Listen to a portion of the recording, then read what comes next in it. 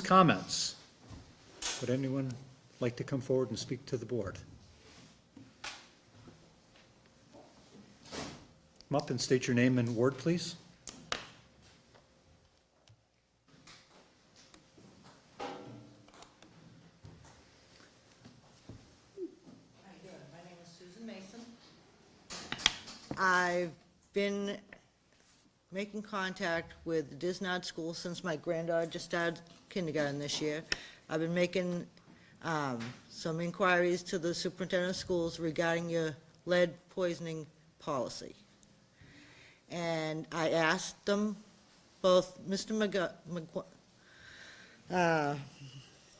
McGuinn and the school nurses, if there is any such thing as a waiver for the lead poisoning test. Because I feel, and I don't know if any other parents feel the same way, it's a violation of my privacy. It's a violation of her privacy.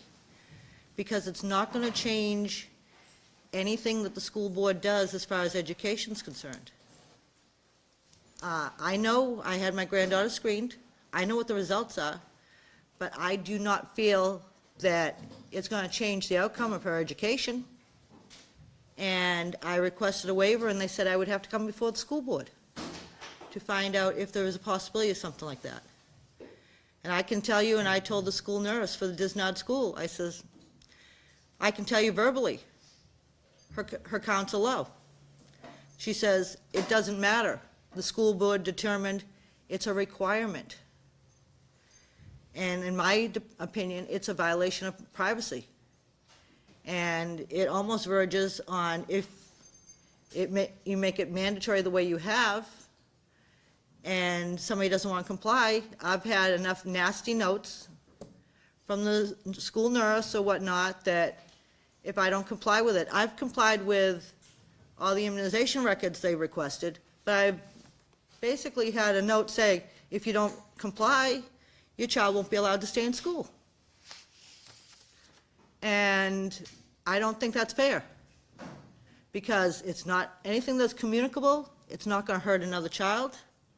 I understand where you guys are coming from and the responsibility you're taking, but it should be the responsibility of the parents and the doctors, not the school department, to decide if my child gets tested. It's the doctor's responsibility.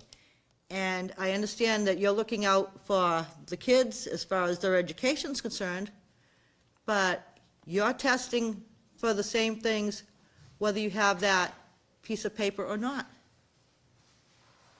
And to this point in time, I have refused to submit that paperwork.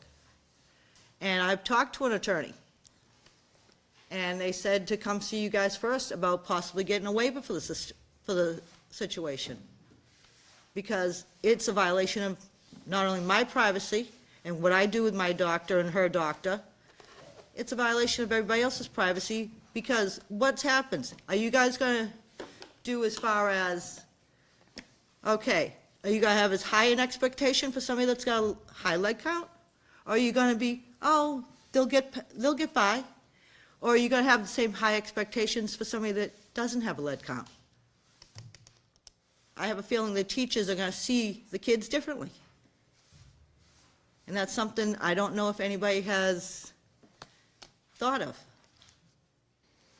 If I may, thank you for your comments. The spirit of the policy was to inform parents. The spirit was never to invade privacy. The school district does not see the results. That is medical information, that's private information. The policy does not include waiver. That's why I believe you were advised to come to the board. Right. Because the board, we have a policy, and I cannot indiscriminately adjust the policy without the board's prior approval. But you certainly are entitled to what you've said, your feelings of what you've said, and your beliefs, but the intent was never to violate the privacy of a family or a child, but rather to inform. And if, in fact, the test results came back high with lead poisoning, that wouldn't be something we would be privy to. That would be information for the parent, for the primary care physician, but at least we know that that question has been asked. So that was the spirit behind it. However, Can at I the- point out something, sir?